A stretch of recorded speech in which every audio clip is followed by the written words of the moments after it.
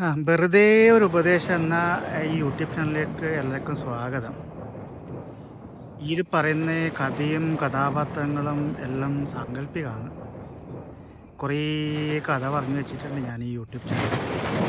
നിങ്ങൾ എൻ്റെ ഈ യൂട്യൂബ് ചാനൽ ഒന്ന് സബ്സ്ക്രൈബ് ചെയ്യട്ടോ. പിന്നെ നമ്മളെ പൊള്ളക്കടയത്തെ രാധാമോഹൻ അവനൊരു ബേജാറ് പറയുന്നുണ്ടായിന്.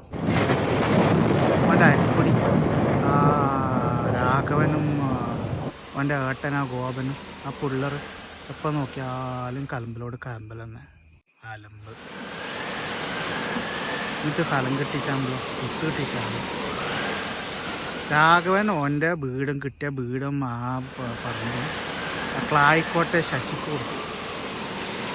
ഇവൻ ഗോപനാണെങ്കിലോ ഓൻ്റെ ആ കുന്നും ആ കാടും കുമ്പളത്തെ ബാബുവിനെ കൊടുത്തു. ഇതൊക്കറിയില്ലല്ലോ, ഈ ബാബുവും ശശിയെല്ലാം കുറേ കാലമായിട്ട് ഈ ഫീൽഡിലുള്ളവരാണ്.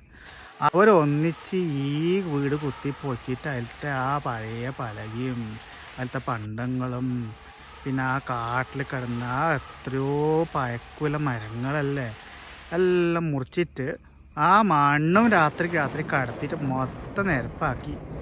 ഇപ്പം ഏതോ ദുബായിൽ ഏതോ കോടീശ്വരനെ തപ്പിപ്പിടിച്ചിട്ട് മറ്റേ കാഞ്ഞങ്ങാട്ടിലെ ബിനാമി ഈ സ്ഥലം മാള് കെട്ടാൻ കൊടുത്തിരിക്കുന്നു.